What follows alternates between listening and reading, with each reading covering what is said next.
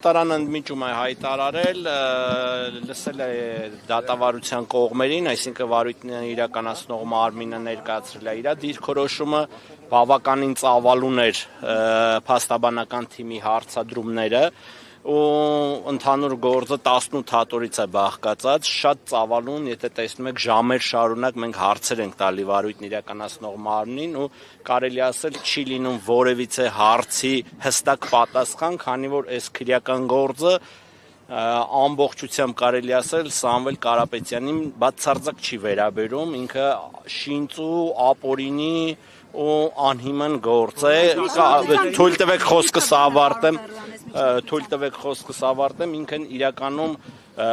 բացարձակ անհիմն է, 18 հատորից գործ է բաղկացած, բայց 18 հատորից որ էջ ասում ենք թերթեք և ցույց տվեք ինչ կապ ունի դա Սամվել Կարապետյանի հետ, որևիցե ձևով չեն կարողանում հիմնավորել, լրիվ երրորդական, չորրորդական ինչ-որ այսպես ասած ձևակերպումներ և հիմնավորումներ են ներկայացնում, իմ խորին համոզմամբ վարույթն իրականացնող մարմնի միակ հույսը նրա վրա է, որ դատարանների նկատմամբ ինչ-որ ենթադրյալ ճնշումներ բանեցնել կլինի կամ չգիտեմ ինչ-որ միջոցներով իրենց հաճո որոշումներ ստանան, օրինակ ես խորը հիասթափված եմ, ճիշտ է իմ խոսքը այդ ժամանակ մի քիչ բարբառային էր, որ ասեցի Վճռաբեկ դատարանին բզել են, որոշում են ստացել, բայց դա համենայն դեպս այս գործով առավել քան փաստվում է իմ խորին համոզմամբ, որ այդ հապճեպությամբ Վճռաբեկ դատարանը չէր կարող նման որոշում տալ և դատարաններին, եթե չբզեն, թողեն իրանք իրականացնեն արդարադատություն, վստահ եմ մենք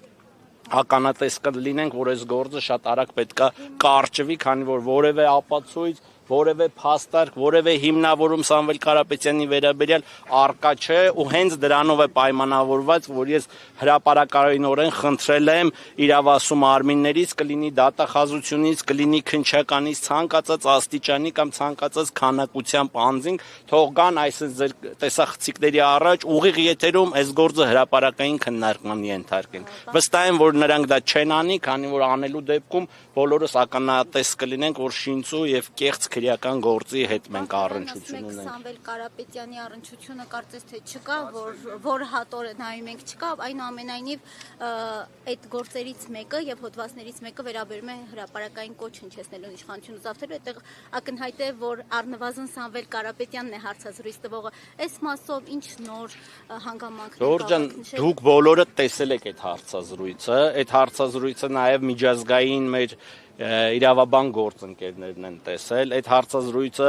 նաև փորձաքննության է անցել, այդ հարցազրույցի վերաբերյալ լեզվաբան պրոֆեսորների կարծիքներ ենք մենք ձեռք բերել, որոնցով հիմնավորվում ու հաստատվում է, որ այդ հարցազրույցը իշխանությունը զավթելու կամ յուրացնելու կոչ իր մեջ չի պարունակում, դա շինծու է, դա հորինվածք է, ժողովուրդ ջան, ինչ չի թվում որևիցե իրավաբան կարող է գալ մեր այդ բանավիճել ու ասել, գիտեք, այս ձևակերպումը վերաբերում էր հենց, որ պետք է գնային եւ իշխանություն զավթեին կամ իշխանություն յուրացնեին, ունենք փորձագետի եզրակացություն, ունենք բավականին ծավալուն նյութեր, իսկ հակառակն ինչ ունի քննչականը, ոչ մի բան բացի այդ տեսանյութից։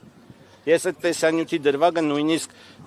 չեմ էլ ցանկանում այդպես խորը քննարկման առարկա դարձնել, քանի որ ինքը ընդհանրապես զուրկ է որևէ փաստարկից, այսինքն որևէ